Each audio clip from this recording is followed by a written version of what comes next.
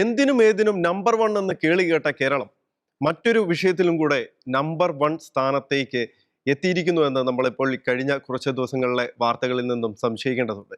നമുക്കറിയാം, തൃശൂർ, എറണാകുളം പോലുള്ള സ്ഥലങ്ങളിൽ കേരളത്തിന്റെ പ്രമുഖ സാമ്പത്തിക തലസ്ഥാനങ്ങളിൽ NIA എന്ന കേന്ദ്ര ഏജൻസിയുടെ നേതൃത്വത്തിൽ വലിയ റെയ്ഡുകൾ നടന്നു. ആ റെയ്ഡിൽ PFI പോലുള്ള തീവ്രവാദ ബന്ധമുള്ള സംഘടനകളിൽ നിന്നും വളരെയധികം ഡിജിറ്റൽ രേഖകളടക്കമുള്ള തെളിവുകൾ ശേഖരിക്കുന്ന ഒരു സാഹചര്യമുണ്ടായി. അതുപോലെ മുൻപ് പല കേസിലും ലുക്കൌട്ട് നോട്ടീസ് പുറത്തുവിട്ടിട്ടുള്ള പലരെയും സഹായിച്ചതുമായി ബന്ധപ്പെട്ടുള്ള പല തെളിവുകളും ശേഖരിക്കുകയുണ്ടായി. അതുപോലെ ഹവാല പോലുള്ള പല പ്രശ്നങ്ങൾക്കും ഇടപെട്ട ആൾക്കാരെ കണ്ടെത്തുവാൻ ഈ റെയ്ഡിലൂടെ സാധിച്ചു എന്നുള്ള വിവരങ്ങളും ഇപ്പോൾ പുറത്തു വരികയാണ്. നമ്മുടെ കൊച്ചു കേരളം, ദൈവത്തിന്റെ സ്വന്തം നാട്, എങ്ങോട്ടാണ് പോകുന്നത്? ഈ വിഷയമാണ് ഇന്നത്തെ നിലപാടെന്ന ഈ പ്രോഗ്രാമിൽ ഞങ്ങൾ വിശദമായി പരിശോധിക്കുന്നത്. ഞാൻ ജോയ്സ് മാത്യു, എന്നോടൊപ്പം ഉള്ളത് അരുൺ ജോൺ. അരുൺ, നമുക്കിപ്പോൾ കേരളത്തിലെ സിറ്റുവേഷൻ എടുക്കുകയാണെങ്കിൽ ഈ അടുത്ത കാലങ്ങളിലൊക്കെ നമുക്കറിയാം, തുടർച്ചയായിട്ട് പലതരത്തിലുള്ള പല സംഘടനകളുടെയും റെയ്ഡുകളും കാര്യങ്ങളും ഒക്കെ NIAയുടെ ഭാഗത്തുനിന്ന് ഉണ്ടായിട്ടുണ്ട്. പലരും പിടിച്ചു കൊണ്ടുപോകുന്ന, തിഹാർ ജയിലിലേക്കൊക്കെ കൊണ്ടുപോകുന്ന തരത്തിലുള്ള നീക്കങ്ങളും ഉണ്ടായിട്ടുണ്ട്.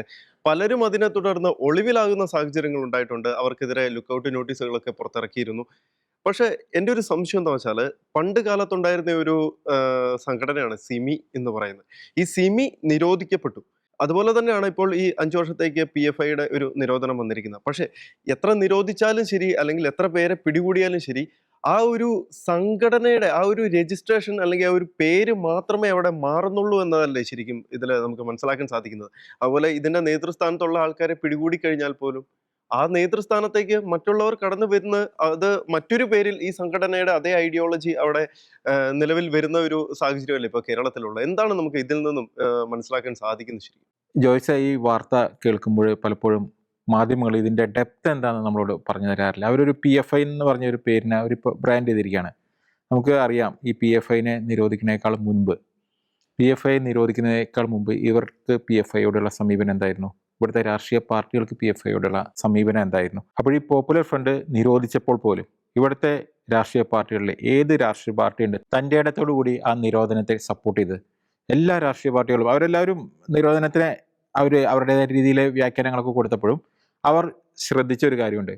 അവർ PFIയെ കുറിച്ച് ഒരു വാക്ക് പറഞ്ഞാൽ, ആ നിരോധനത്തെ ഒരു വാക്ക് പറഞ്ഞാൽ, അപ്പോൾ അവർ പറയും RSSനെ പോലെ. എന്തിനായിരുന്നു അവർ ആ താങ്ങല്? RSS എന്തെങ്കിലും ചെയ്യുമ്പോൾ അവരെ കുറിച്ച് പറയട്ടെ, ഇസ്ലാമിക ഭീകര സംഘടനകൾ എന്തെങ്കിലും ചെയ്യുമ്പോൾ അപ്പോൾ ഒറ്റയ്ക്ക് തന്നെ അതിനെ പറയാനായിട്ട്, അഡ്രസ്സ് ചെയ്യാനായിട്ട് ഇവർക്ക് എന്തുകൊണ്ട് നാവ് പൊങ്ങുന്നില്ല? ഇതൊരു വലിയൊരു വിഷയമാണ്. ഇവർ ഒരു ന്യൂനപക്ഷ വർഗീയത പറയണമെങ്കിൽ ഇവർക്ക് ഭൂരിപക്ഷ വർഗീയത പറയണം. ഈ രീതിയിലാണ് ഇവരൊക്കെ ഈ കാര്യങ്ങൾ നീക്കിക്കൊണ്ടിരിക്കുന്നത്. പിന്നെ ജമാഅത്തെ ഇസ്ലാമിയെ കുറിച്ച് പറയുകയാണെങ്കിൽ അവർ ഈ നിരോധനത്തെ ഏറ്റവും നഖശികാന്തം എതിർത്തവരാണ്. അവരാണല്ലോ ഇപ്പോൾ മാധ്യമങ്ങളിൽ നിറഞ്ഞിരിക്കുന്നത്. അപ്പോൾ ഞാൻ ഈ സൂചിപ്പിച്ചത്, തുടക്കത്തിൽ ഇത് പറയുന്നതിൻ്റെ ഒരു കാരണം, നമ്മൾ മനസ്സിലാക്കേണ്ട ചില കാര്യങ്ങളുണ്ട്. അതായത് ഒരു ഉദാഹരണമായിട്ട് പറയുകയാണെങ്കിൽ, ഇപ്പോൾ ഒരു മരത്തിലെ ഒരുപാട് ശിഖരങ്ങളെ, ശാഖകൾ, ഇതിലെ ഒരു ശാഖ മാത്രമാണ് വെട്ടിമാറ്റിയത്. ആ ശാഖ വെട്ടിമാറ്റി അത് പരിശോധിച്ച് കഴിഞ്ഞപ്പോഴാണ് ഇത്രയും കാര്യങ്ങൾ പുറത്തേക്ക് വന്നിരിക്കുന്നത്. NIA അതിൻ്റെ ഓരോ കാര്യങ്ങളും പുറത്തേക്ക് വിട്ടുകൊണ്ടിരിക്കുമ്പോൾ ഇവിടെ മാധ്യമങ്ങൾ അതിൻ്റെ ഡെപ്തിനെ കുറിച്ച് അറിയുന്നില്ല, അന്വേഷിക്കുന്നില്ല. ഈ മരത്തിലെ മറ്റ് ശാഖകൾ ഇതുവരെ പരിശോധിച്ചിട്ടില്ല, മറ്റ് ശിഖരങ്ങൾ വെട്ടി നോക്കിയിട്ടില്ല. മറ്റ് ശിഖരങ്ങൾ വെട്ടി നോക്കിയാൽ ഒരു പക്ഷേ ഈ PFI എന്തൊക്കെ പ്ലാൻ ചെയ്തോ അതിനപ്പുറമുള്ള കാര്യങ്ങൾ ഗോപ്യമായ രീതിയിൽ അവർ അത് എക്സിക്യൂട്ട് ചെയ്തുകൊണ്ടിരിക്കുന്നുണ്ടായിരിക്കും. അതേപോലെ തന്നെ നമ്മൾ ഈ ശാഖകളെല്ലാം വെട്ടി നീക്കി കഴിഞ്ഞാലും ഈ തടിയും വേരും നിലനിൽക്കുന്നിടത്തോളം കാലം അതിൽ നിന്ന് പുതിയ ശാഖകൾ പൊട്ടിമുളയ്ക്കും.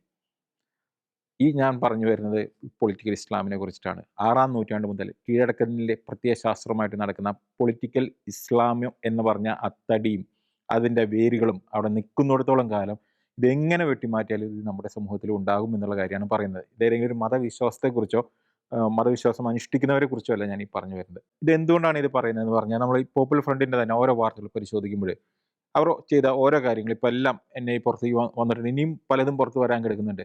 അവരെക്കുറിച്ചുള്ള ഒരു ആരോപണമായിരുന്നു, അവർ ഇന്ത്യ പാക് യുദ്ധം ഉണ്ടായി കഴിഞ്ഞാൽ, നമ്മൾ ശ്രദ്ധിക്കേണ്ടതാണ്, ഇവിടെ കട്ടിംഗ് സൗത്ത് പോലെയുള്ള പല കാര്യങ്ങളും ഇവിടെ നടന്നിട്ടുണ്ട്.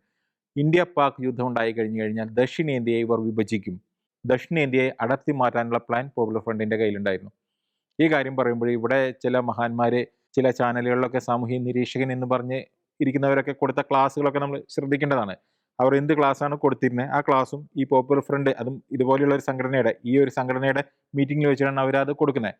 ഈ പറഞ്ഞതൊക്കെ എല്ലാം തമ്മിൽ ചേർത്ത് വായിക്കുമ്പോഴാണ് ഇതിൻ്റെയൊക്കെ ഒരു ഡെപ്ത് നമുക്ക് മനസ്സിലാവുള്ളൂ. അതേപോലെ തന്നെ ഇവിടെ ഒരു മുൻ ജഡ്ജി, അദ്ദേഹം വളരെ പ്രശസ്തനാണ്, വളരെ ആദരണീയനാണ്. അദ്ദേഹം പുറം രാജ്യങ്ങളിലുള്ള മുസ്ലിമുകൾക്ക് ആ രാജ്യങ്ങളിലുള്ള മുസ്ലിങ്ങളോട് ഇന്ത്യയിൽ എങ്ങനെ പെരുമാറണം, അവിടെ എങ്ങനെ പെരുമാറണം, അതായത് ഇന്ത്യ എന്ന് പറഞ്ഞ രാജ്യം അവരുടേതായിട്ട് മാറിക്കഴിഞ്ഞാൽ പെരുമാറേണ്ട രീതിയും അവരുടേതായിട്ട് മാറുന്നത് വരെ സൂക്ഷിക്കേണ്ട കരുതലും ഇതിനെക്കുറിച്ച് അവർക്ക് വ്യക്തമാക്കി കൊടുക്കുന്നു. അപ്പോൾ ഇവിടെ ഞാൻ പറഞ്ഞു വന്നത്, ഈ ദക്ഷിണേന്ത്യയെ വിഭജിക്കണമെങ്കിൽ ഈ PFI ഒറ്റയ്ക്ക് വിചാരിച്ച് നടക്കൂ? അവരാരൊക്കെയാണ് ഇതിന് കൂട്ടിനായിട്ട് കണ്ടുവച്ചിരിക്കുന്നത്? ആരുടെയൊക്കെ സപ്പോർട്ടാണ് അവർ പ്രതീക്ഷിക്കുന്നത്? ഒരു ചെറിയൊരു വിഭാഗമാണല്ലോ. പക്ഷേ ഇവർ എങ്ങനെ ദക്ഷിണേന്ത്യയെ വിഭജിച്ചെടുക്കുന്നു? അതിന് അവർക്കുള്ള ടൈപ്പുകൾ എന്തൊക്കെയാണ്? രണ്ടാമത്തെ ഒരു കാര്യം നമ്മൾ ആഴത്തിൽ മനസ്സിലാക്കേണ്ടത്, ഇവർക്ക് 970 പേരുടെ ഒരു ഹിറ്റ് ലിസ്റ്റ് ഉണ്ടായിരുന്നു.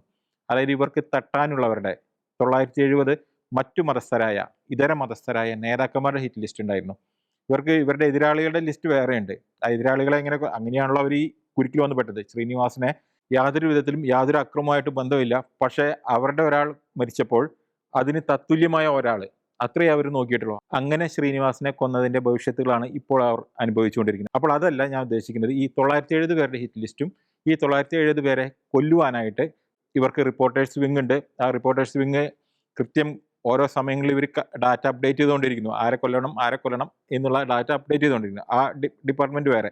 രണ്ടാമത്തെ department physical and arms training wing. ഈ physical and arms training wing ഇവിടെ സജീവമായിട്ട് ഈ 970 പേരെ കൊല്ലുവാൻ വേണ്ടിയിട്ട് ഹിറ്റ് ടീമിനെ, അതായത് ഇവരുടെ സർവീസ് ടീമിനെ, ഇവരുടെ സർവീസ് വിങ്ങിന് ട്രെയിനിങ് കൊടുത്തു.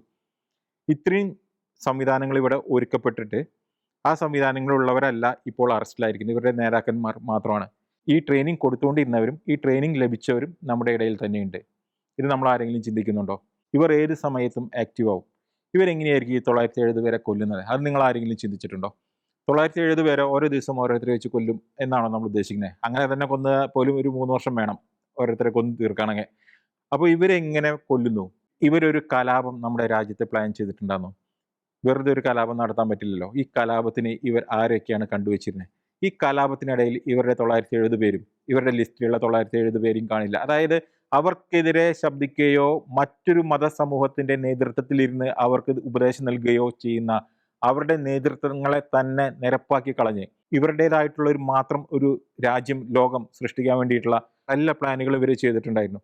മൂന്നാമത്തെ കാര്യം, ഇവർ കൃത്യമായിട്ട് നമ്മുടെ ജുഡീഷ്യറി, നമ്മുടെ ഗവൺമെൻറ് ഉദ്യോഗസ്ഥ സംവിധാനങ്ങൾ, നമ്മുടെ മാധ്യമങ്ങളിൽ, നമ്മുടെ രാഷ്ട്രീയത്തിൽ, ഇവിടേക്കെല്ലാം അവരുടെ കൃത്യമായ റിക്രൂട്ട്മെൻറ്റുകൾ 2047 ലക്ഷ്യം വെച്ചിട്ടുള്ള റിക്രൂട്ട്മെൻറ്റുകൾ ഇവർ കൃത്യമായിട്ട് ചെയ്തിരുന്നു.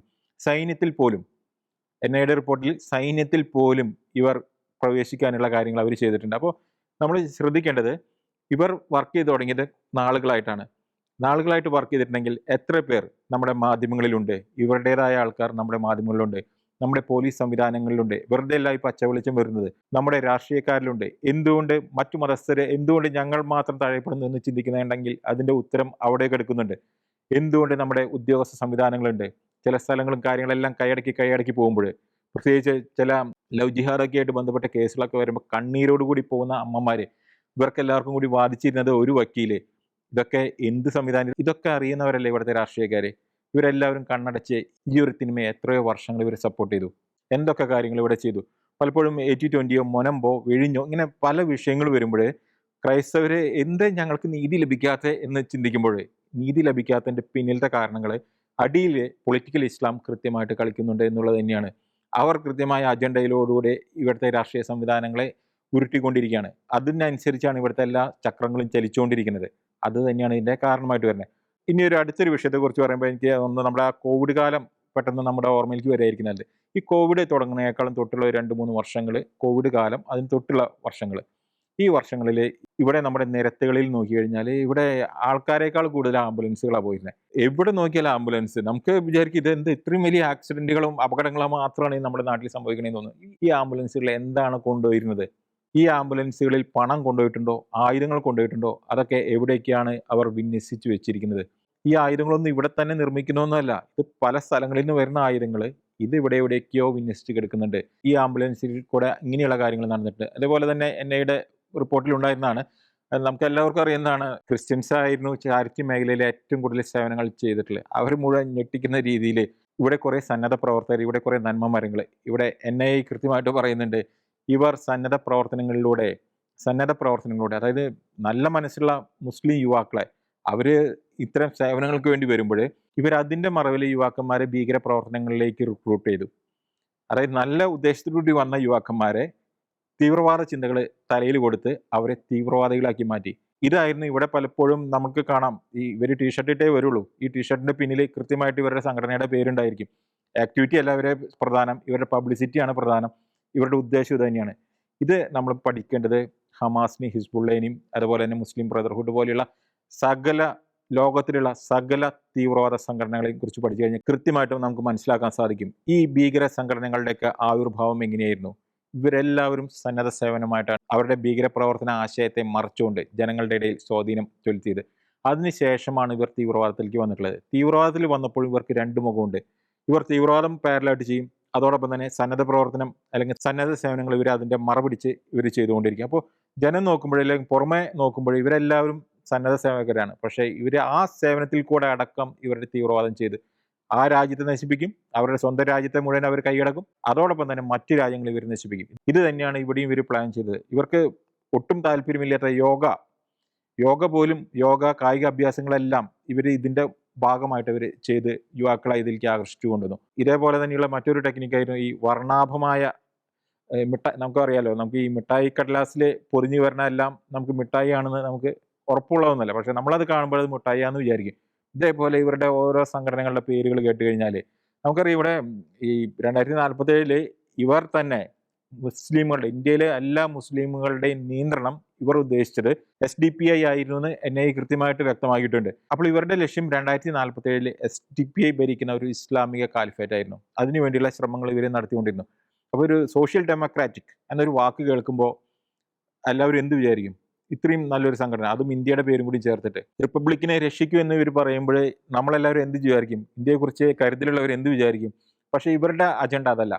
റിഹാബ് ഫൗണ്ടേഷൻ, കാരുണ്യ, സഹൃദയ, നസ്രാണികളെ തട്ടകമായ പാലേലി വർക്ക് ഫൗണ്ടേഷൻ, ഇതേപോലെ തന്നെ സത്യസരണിയിൽ എന്താണ് സത്യസരണി അടച്ചുപൂട്ടി, സത്യസരണിയിലുണ്ടായ അതിക്രമങ്ങളെ കുറിച്ചിട്ട് അതിന് വർഷങ്ങൾക്ക് മുമ്പേ എത്ര തവണ ഇവിടെ ക്രിസ്ത്യൻസ് പറഞ്ഞു. അവിടെ നടക്കുന്ന മതമാറ്റവും അവിടെ നടക്കുന്ന ലവ് ജിഹാദിനെ കുറിച്ചിട്ട് എത്ര തവണ പറഞ്ഞു, ഒരാളും കേട്ടില്ല. ഈ മഞ്ചേരിയിലെ സത്യസരണിയെ അടച്ചുപൂട്ടിയതിനു ശേഷം ഇവിടെ ആർക്കൊന്നും പറയാനില്ല.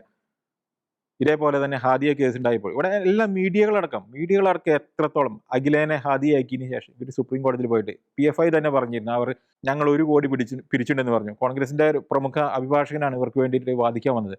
അപ്പോൾ ഈ പണം മുഴുവൻ ഇവരുടെ പർപ്പസിന് വേണ്ടിയിട്ട്, ഇവരുടെ അജണ്ടയ്ക്ക് വേണ്ടി, ലക്ഷ്യത്തിന് വേണ്ടി ഇവർ ചെലവഴിക്കുമ്പോൾ ഇവിടുത്തെ രാഷ്ട്രീയക്കാർ തിന്മയുടെ കൂടെ അസത്യത്തിന്റെ കൂടെ അവർ കൂട്ടിനിന്നു. ഈ ആംബുലൻസിന്റെ കാര്യം പറഞ്ഞപ്പോൾ ഒരു കാര്യം വിട്ടുപോയി. ഇവിടെ ഹമാസിനെ ആരാധിക്കുന്നവരാണല്ലോ ഇവിടെയുള്ളവർ. ഈ ഹമാസിനെ ആരാധിച്ചിട്ടാണ് ഇപ്പോൾ ഇവിടെ ചില കുട്ടികളൊക്കെ ചില അതുപോലത്തെ ക്രൂരതകൾ ചെയ്യുന്നത്. ഇവർക്ക് ആരാധനാ പാത്രങ്ങളായിട്ട് വേറെ നല്ല മനുഷ്യരെ കാണിച്ചു കൊടുത്തിട്ടുണ്ടെങ്കിൽ ഈ പറഞ്ഞ ആക്രമണങ്ങൾ ചെയ്യില്ല. അൽഷിഫയാണെന്ന് തോന്നുന്നു, ആ ഹോസ്പിറ്റലിൽ ഒരു ആംബുലൻസുകൾക്ക് നേരെ ഇസ്രായേലിന്റെ ആക്രമണം ഉണ്ടായി. ഇവിടെ മാധ്യമങ്ങളെല്ലാം വലിയ വാർത്തയായിരുന്നു.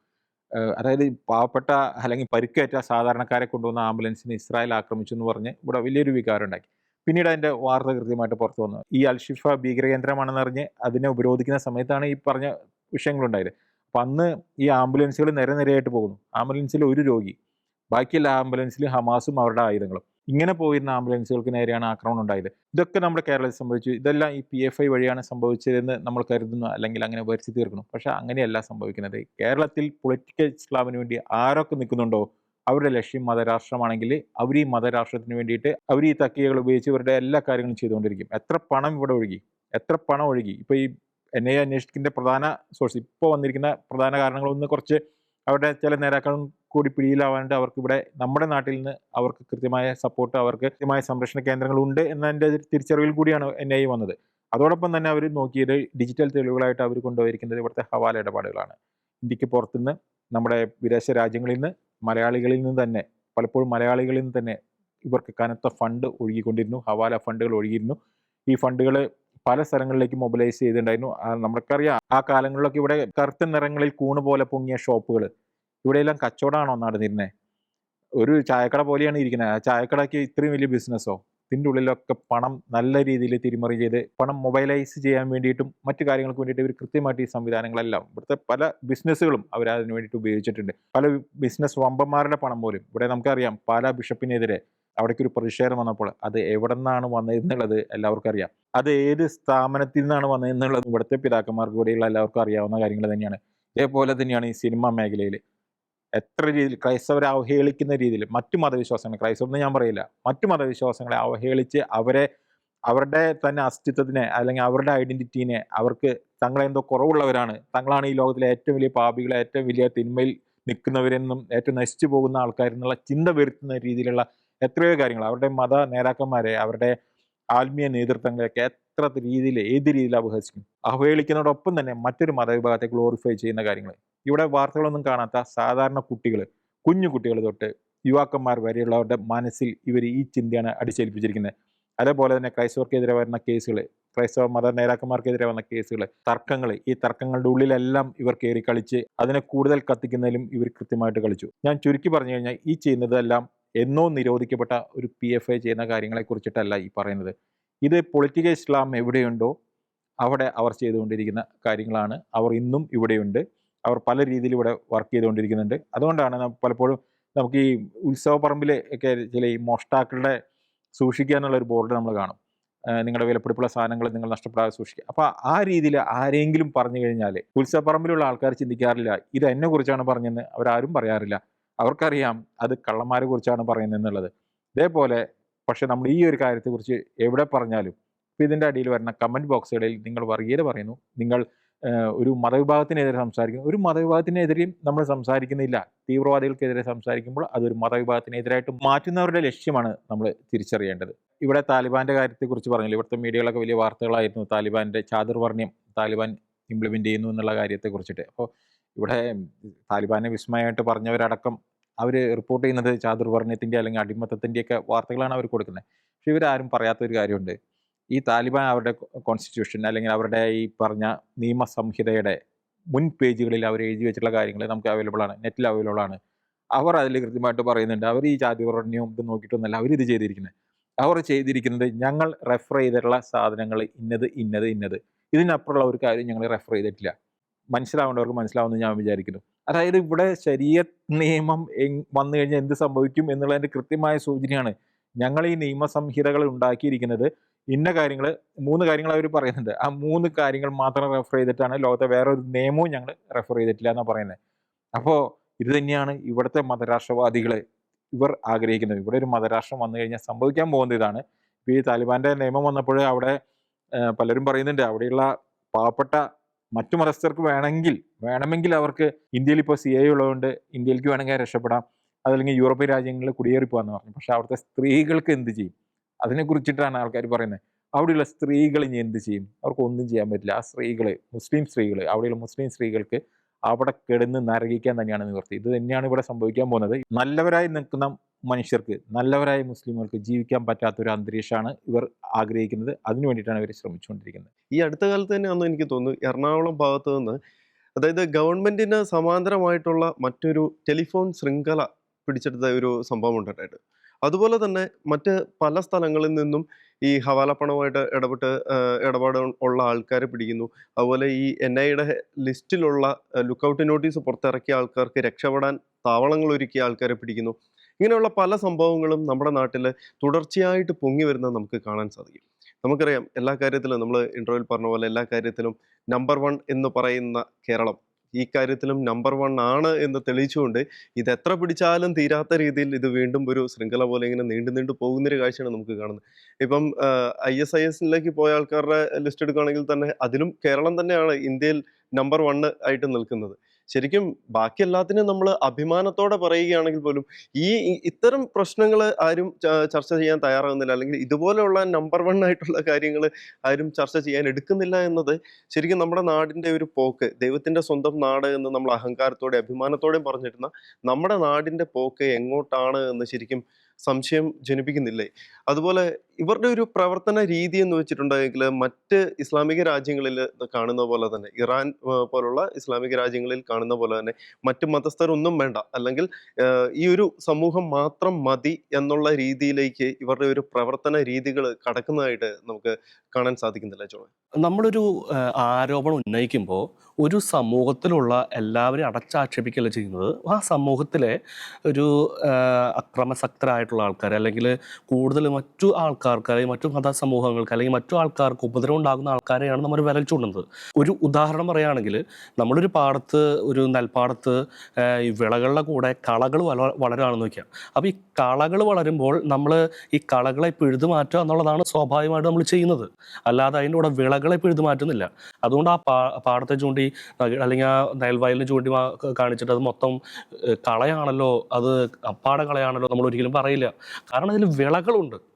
നമ്മൾ വിളകളെ കുറ്റം പറയുന്നില്ല, അതിൽ തഴച്ചു വളരുന്ന ഈ കളകളെയാണ് നമ്മൾ കുറ്റം പറയുന്നത്. ഇതുപോലെ തന്നെയാണ് ഇത് മിക്ക മതസമൂഹങ്ങളുള്ളതാണ്. ക്രിസ്ത്യാനിസിലായിക്കോട്ടെ, ഹിന്ദുസിലായിക്കോട്ടെ, ഇസ്ലാമിസിലായിക്കോട്ടെ, ഏത് മതസമൂഹം എടുത്താലും അതിൽ കളകൾ ഉണ്ടാവുക സാധാരണമാണ്. നമ്മളിപ്പോൾ കുറ്റം പറയുന്നതല്ല, നമ്മൾ ആരോപണം ഉന്നയിക്കുന്ന ആർക്കെതിരാണ്?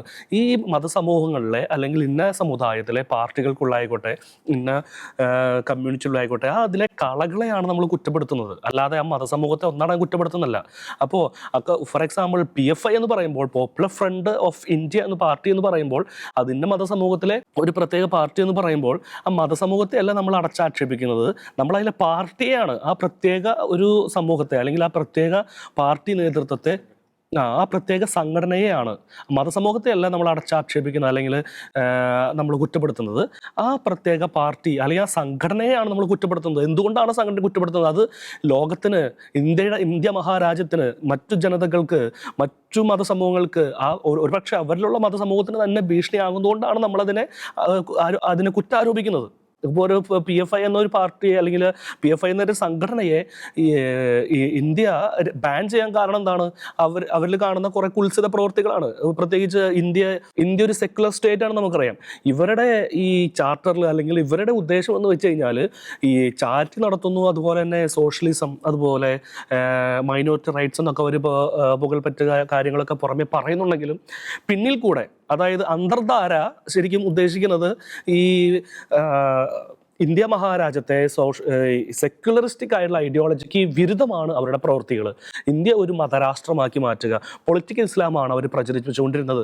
അതുകൊണ്ടാണ് പ്രധാനമായിട്ടും അവർ ബാൻ ചെയ്യാൻ കാരണം. അതിന് ഉദാഹരണങ്ങളാണ് 2006 പോപ്പുലർ ഫ്രണ്ട് ഓഫ് ഇന്ത്യ എന്ന സംഘടന ആദ്യമായിട്ട് രൂപീകരിക്കപ്പെടുന്നത്. 3 സംഘടനകളുടെ രൂപീകരണമാണ്, അല്ലെങ്കിൽ 3 സംഘടനകൾ ഒരുമിച്ച് ചേർത്താണ് ഈ സംഘടന രൂപീകരിക്കപ്പെട്ടത്. നാഷണൽ ഡെവലപ്മെന്റ് ഫ്രണ്ട്, മനിത നീതി പസറായി, കർണാടക ഫോറം ഓഫ് ഡിഗ്നിറ്റി, അങ്ങനെ 3 സംഘടനകൾ ഒരുമിച്ച് ചേർത്താണ് PFI രൂപീകരിക്കപ്പെടുന്നത്. അവരുടെ പ്രധാന ഐഡിയോളജി എന്തായിരുന്നു? Minority rights, social justice and anti discrimination advocacy. പക്ഷേ അതിലെ ഉള്ളിൽ, അതായത് ഹിഡൻ അജണ്ടകളായിട്ട് അവർ പ്രചരിപ്പിച്ചിരുന്നത് promotion of political Islam, opposition to Indians constitutional secular framework, അതായത് ഇന്ത്യയുടെ മതേതര ഭരണഘടനയ്ക്ക് വിരുദ്ധമായിട്ടുള്ള പ്രവൃത്തികളാണ് അവർ ചെയ്തുകൊണ്ടിരുന്നത്. പിന്നെ അതുപോലെ തന്നെ ഇസ്ലാമൈസേഷൻ ഓഫ് സൊസൈറ്റി, ഒരു സൊസൈറ്റി, ഒരു സമൂഹത്തെ എങ്ങനെ ഇസ്ലാം വൽക്കരിക്കാം എന്നൊക്കെയാണ് അവർ ചെയ്തുകൊണ്ടിരുന്നത്. ഈ പറയുന്ന കുറ്റാരോപണങ്ങൾ കൊണ്ടാണ് ഇന്ന് ഈ പോപ്പുലർ ഫ്രണ്ട് ഓഫ് ഇന്ത്യ എന്ന സംഘടനയെ ഇന്ത്യ ബാൻ ചെയ്തത്. അതുകൊണ്ടാണ്. അതുപോലെ തന്നെ NIA റൈഡ് നടക്കുന്നതും അതേ പേരിൽ തന്നെയാണ്. പലതരം പ്രവർത്തികൾ, തീവ്രവാദം ഉൾപ്പെടെയുള്ള അല്ലെങ്കിൽ കമ്മ്യൂണൽ വയലൻസ് ഉള്ള പ്രവർത്തനങ്ങൾ ഇവരുടെ പേരിൽ ആരോപിക്കപ്പെട്ടിട്ടുണ്ട്. മാത്രമല്ല അതിന് കൂട്ടുനിന്നിട്ടുണ്ട്. പ്രധാനമായിട്ട് അവർ തട്ടകം വരുന്നത് കോഴിക്കോടാണ്. കോഴിക്കോട്, മലപ്പുറം, പാലക്കാട്, പിന്നെ അങ്ങനെയുള്ള പല മേഖലകൾ അവർ തട്ടകത്തിൽ വരുന്നുണ്ട്. ഇപ്പോൾ ഈ ഇടയ്ക്ക് തൃശ്ശൂർ റെയ്ഡ് ഉണ്ടായി നമ്മൾ കേൾക്കുന്നുണ്ട്. കേരളം, കർണാടക, തമിഴ്നാട്, അതുപോലെ ഉത്തർപ്രദേശ്, ഇവിടെയൊക്കെ ഈ പറയുന്ന പോപ്പുലർ ഫ്രണ്ടിൻ്റെ കേന്ദ്രങ്ങൾ ഉള്ളതായിട്ട് നമുക്ക് അറിയാം. അപ്പോൾ ഈ പ്രധാനമായിട്ട് നമ്മൾ മനസ്സിലാക്കേണ്ടത് ഇതുപോലെയുള്ള പോപ്പുലർ ഫ്രണ്ട് 2006 മുതൽ നമ്മൾ നോക്കുമ്പോൾ, പിന്നെ 2010-12 സമയത്ത് ഇവർ SDPI എന്നുള്ളൊരു വേറൊരു വിങ് രൂപപ്പെടുത്തുന്നുണ്ട്. അതുപോലെ തന്നെ 2006 തൊട്ട് നോക്കുമ്പോൾ പല വിങ്ങുകളും ഇവരുടെ നേതൃത്വത്തിൽ വളർന്നു വരുന്നുണ്ട്. SDPI ആണ് ഒരു എക്സാമ്പിൾ. 2010-12 കാലഘട്ടത്തിൽ വരുന്നുണ്ട്. Campus front of India, rehab India foundation, organisation national women's front. അപ്പോൾ ഇവരുടെ പ്രധാന ഉദ്ദേശം എന്താണ്? ചാരിറ്റി കൊടുക്കുക എന്നുള്ളൊരു മുഖം മൂടിയാണ്. അതായത് പുറമേ നോക്കുമ്പോൾ ചാരിറ്റിയാണ്, സേവനമാണ്, ജനസംരക്ഷണമാണ്, മൈനോറിറ്റി റൈറ്റ്സ് ആണ്, ആൻറ്റി ഡിസ്ക്രിമിനേറ്ററി, മറ്റുള്ളവരെ വിവേചനത്തിനെതിരെ, വർണ്ണ വിവേചനം ആയിരിക്കട്ടെ, അല്ലെങ്കിൽ ജാതി കാസ്റ്റ് അങ്ങനെ വിവേചനം ആയിക്കോട്ടെ, അതിനെതിരായിരുന്നു ഇവരുടെ ഐഡിയോളജി എന്നുള്ള രീതിയിലാണ് ഇവരുടെ ഫ്രെയിം വർക്ക് നടത്തിക്കൊണ്ടിരുന്നത്. പക്ഷേ ഉള്ളിലുള്ള പ്രശ്നം എന്താണ്? അതിന് പിന്നിൽ കൂടെ ഇവർ നടത്തിക്കൊണ്ടിരുന്നത് തീവ്രവാദമായിരുന്നു എന്നുള്ളതാണ് മനസ്സിലാക്കുന്നത്. ഇന്ത്യ ഭരണഘടനയ്ക്ക് വിരുദ്ധം എന്ന് പറഞ്ഞു കഴിഞ്ഞാൽ ഇന്ത്യയുടെ ജനാധിപത്യത്തിനെതിരാണ്. അത് മിക്ക ഇസ്ലാമിക് തീവ്രവാദമായിട്ടുള്ള എന്ത് സംഘടന എടുത്ത് നോക്കിക്കോളൂ, ഇവരുടെ ചാർട്ടറിലുള്ളത് ഭരണഘടനയ്ക്ക് എതിരായിരിക്കും. പണ്ട് കമ്മ്യൂണിസ്റ്റ് പറയും നമ്മുടെ ഈ ചിന്താഗതികളൊക്കെ എപ്പോഴും ഭരണഘടനയ്ക്ക് വിരുദ്ധമായിരിക്കണം, ബൂർഷായിസിന് വിരുദ്ധമായിരിക്കണം, എപ്പോഴും തൊഴിലാളിക്ക് വേണ്ടിയായിരിക്കണം എന്നാണ് പറയുന്നത്. പക്ഷേ ഇസ്ലാമിന്റെ അതിൽ നിന്നും വ്യത്യസ്തമാണ്. ഇസ്ലാം എന്ന് പറഞ്ഞാൽ ഇസ്ലാമിക ഭീകരതയാണ്. പക്ഷേ പൊളിറ്റിക്കൽ ഇസ്ലാമിന്റെ ചിന്താഗതി അതിന് പിന്നെയും വിരുദ്ധമാണ്. എന്ന് വെച്ച് കഴിഞ്ഞാൽ എന്താണ്? ഈ രാജ്യം മൊത്തം, അതാണ് 2047 കൂടി ഇന്ത്യ മൊത്തം ഒരു ഇസ്ലാമിക രാജ്യമാക്കണം. എന്ത് ഇസ്ലാമിക രാജ്യമാക്കണം? ഈ താലിബാന്റെ പോലെയാണോ? അതായത് ഇസ്ലാമിക രാജ്യമാക്കണ്ടേ? അടിമത്തോടെ അവിടെ കൊണ്ടുവരണ്ടേ? അതാണ് അവരുടെ രാജ്യമാക്കണം ഉദ്ദേശിക്കുന്നത്. അപ്പോൾ 2040 കൂടി ഇസ്ലാമിക രാജ്യമാക്കണം എന്നുള്ളൊരു ആഗ്രഹത്തോടു കൂടിയാണ് PFI വർക്ക് ചെയ്തുകൊണ്ടിരുന്നത്. അപ്പോൾ 2015-19 കാലഘട്ടങ്ങളിലൊക്കെ കേരളത്തിലെ പല സ്ഥലങ്ങളിലൊക്കെ, അതുപോലെ തന്നെ കർണാടകയിൽ മറ്റ് പല സ്ഥലങ്ങളിലൊക്കെ ഈ PFIയുടെ നേതൃത്വത്തിലുള്ള പല പരിശീലന ക്യാമ്പുകൾ ഉണ്ടായിട്ടുള്ളതായിട്ടും, അതുപോലെ തന്നെ ഇവരിൽ നിന്ന് പല ആയുധങ്ങളൊക്കെ കണ്ടെത്തിയതായിട്ട് നമ്മൾ കേട്ടിട്ടുണ്ട്, അതിനുള്ള വാർത്ത വന്നിട്ടുണ്ട്. ഇനി പോകട്ടെ, 2022 ഈ PFI എന്ന് പറഞ്ഞ ഈ സംഘടനയെ സർക്കാർ നിരോധിക്കുന്നത്. അതിനുശേഷം അപ്പോൾ ഈ ഇടയ്ക്കായിട്ട് ഈ NIA പരസ്യപ്പെടുത്തിയിരിക്കുന്ന ഒരു 6 പേരോളം ഉണ്ട്. അപ്പോൾ ഒരാൾക്ക് അതിനെപ്പറ്റി സൂചനകൾ കൊടുത്തു കഴിഞ്ഞാൽ ഒരാൾക്ക് 7 ലക്ഷം രൂപ വില എന്നുള്ള രീതിയിലാണ് പ്രതിഫലം, ഒരു പാരിതോഷികം എന്ന രീതിയിൽ NIA കൊടുത്തിരിക്കുന്നത്. അപ്പോൾ അത്രത്തോളം മനസ്സിലാക്കണം, അത്രത്തോളം രാജ്യത്തിന് ഭീഷണിയായേക്കാവുന്ന ആളുകളാണ്.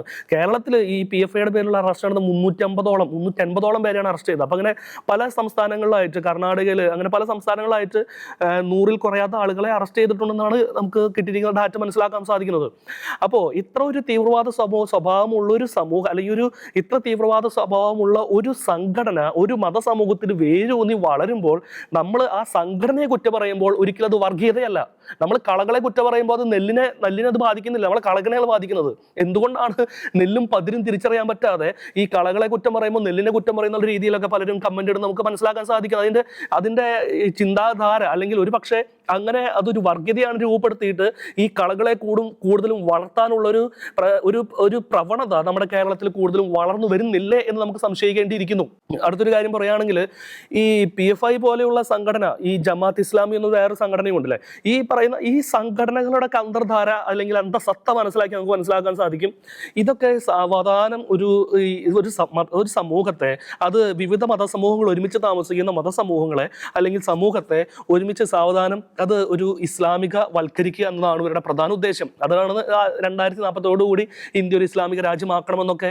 ഇനി അങ്ങനെയൊക്കെ ഇസ്ലാമിക രാജ്യമാക്കുക, അതായത് ഇവരുടെ ശരീഅത്ത് ലോ, ഇപ്പോൾ ഈ അമേരിക്കയിൽ നമുക്ക് കാണാം, അല്ലെങ്കിൽ ബ്രിട്ടനിൽ കാണാം, മറ്റു രാജ്യങ്ങളിൽ എവിടേക്ക് ഇവിടെ ഒരു ന്യൂനപക്ഷമായിട്ട് ഇങ്ങനെ വളർന്നു വരുന്നുണ്ടോ, ഈ തീവ്രവാദ ബന്ധമുള്ള ചിന്താധാരകൾ വളർന്നു വരുന്നുണ്ടോ, അവിടെയൊക്കെ നമുക്ക് മനസ്സിലാക്കാൻ സാധിക്കും.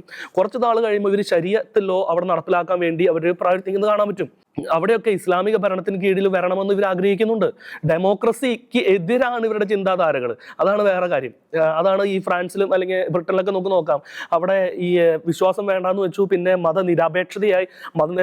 മതനിരാസത്തിന്റെ ഭാഗമായി മതനിരാസം എന്ന് സംഭവിച്ചു. അവിടെ അതായത് തീവ്ര ഇസ്ലാമിക മതസമൂഹങ്ങൾ വളരുവാൻ കാരണമായി. അതുകൊണ്ടാണ് പല സ്ഥലത്തും ഈ എത്ര സമാധാനത്തെയായിരുന്നു ഫ്രാൻസിലും അതുപോലെ തന്നെ UK മറ്റു രാജ്യങ്ങളിലൊക്കെ ഈ ആൾക്കാർ ജീവിച്ചിരുന്നത്. ഇനി ലെബനോൻ ഒരു എക്സാമ്പിളാണ്. അതുപോലെ അധിനിവേശം നടന്ന മിക്ക സ്ഥലങ്ങളും, അതായത് തീവ്ര ഇസ്ലാമിക സമൂഹത്തിന്റെ അധിനിവേശം നടന്ന സ്ഥലങ്ങളൊക്കെയും ഒരു വലിയൊരു എക്സാമ്പിളായിട്ട് നമ്മുടെ മുമ്പിൽ നിൽക്കുമ്പോൾ നമ്മൾ കുറ്റപ്പെടുത്തുന്നത് ആ ഒരു മതത്തെയല്ല, പക്ഷേ ആ മതത്തിനുള്ളിൽ വേര് പിടിച്ച് വളരുന്ന കളകളെയാണ്. കളകളെ കുറ്റപ്പെടുത്തുമ്പോൾ ഒരിക്കലും അത് ഈ പൊതുവായിട്ട് ഒരിക്കലും നമ്മൾ ആക്ഷേപിക്കുന്നില്ല, പൊതുവായിട്ട് നമ്മളെ കുറ്റപ്പെടുത്തുന്നില്ല. നമ്മൾ കുറ്റപ്പെടുത്തുന്നതാണ് കളകൾ. ആ കളകൾ അവർ തന്നെ പറിച്ചു മാറ്റണം എന്നാണ് നമ്മൾ പറയുന്നത്. ശരിക്കും അരുണ് പറഞ്ഞതിന്റെ ബാക്കിയായിട്ട് പറയുകയാണെങ്കിൽ എനിക്ക് തോന്നുന്നു, ഈ കേരളത്തില് തീവ്രവാദത്തെക്കുറിച്ച് പറയുമ്പോൾ, അല്ലെങ്കിൽ തീവ്രവാദത്തെ, അത് ഏത് പാർട്ടി ആയിക്കോട്ടെ, ഏത് സംഘടന ആയിക്കോട്ടെ, ഏത് തരത്തിലുള്ള തീവ്രവാദം ആയിക്കോട്ടെ, അതിനെ വിമർശിക്കുമ്പോൾ അതുപോലൊരു വീഡിയോ ഇറങ്ങിയിട്ടുണ്ടെങ്കിൽ അതിന്റെ താഴെ നിരവധി സപ്പോർട്ട് ചെയ്തും അല്ലെങ്കിൽ ആ വിമർശിക്കുന്ന ആൾക്കാരെ കുറ്റപ്പെടുത്തിയുള്ള പലതരം കമന്റുകളൊക്കെ നമ്മൾ കാണാറുണ്ട്. പക്ഷേ അവിടെ ചിന്തിക്കേണ്ടത് എന്താ വെച്ചിട്ടുണ്ടെങ്കിൽ, നിങ്ങളുടെ കൂട്ടത്തിൽ ഒരാൾ ഒരു തെറ്റ് ചെയ്യുന്നുണ്ടെങ്കിൽ അവരെ തിരുത്താൻ നിങ്ങൾ തയ്യാറാകുന്നില്ല എങ്കിൽ അവിടെ അത് നിങ്ങൾ പോലും അറിയാതെ ആ തീവ്രവാദത്തെ നിങ്ങൾ സപ്പോർട്ട് ചെയ്യും. ആ ഒരു കാര്യത്തിലേക്കാണ് അവിടെ നിങ്ങൾ ആ ഒരു കമന്റ് ഇടുന്നതിലൂടെ, അല്ലെങ്കിൽ നിങ്ങൾ ആ വിമർശിക്കുന്ന ആളുടെ വായടപ്പിക്കാൻ നോക്കുന്നതിലൂടെ നിങ്ങൾ ചെയ്യുന്നത്. അത് ശരിക്കും നമ്മുടെ സമൂഹത്തിലെ പലരും മനസ്സിലാക്കുന്നില്ല എന്നാണ് സത്യം. അതുകൊണ്ട് തന്നെയാണ് ആ ഒരു കൂട്ടം ആൾക്കാരെ ഒരുപക്ഷെ ഈ അവരുടെ ഇടയിൽ നിന്നും ഒരാൾ ഒരു തീവ്രവാദ പ്രവർത്തനം ചെയ്യുമ്പോൾ ആ ഒരു കൂട്ടം ആൾക്കാരെ ബാക്കിയുള്ള പൊതുജനങ്ങള് കുറ്റപ്പെടുത്തുന്ന തരത്തിലേക്ക് കാര്യങ്ങൾ നീങ്ങുന്നത്.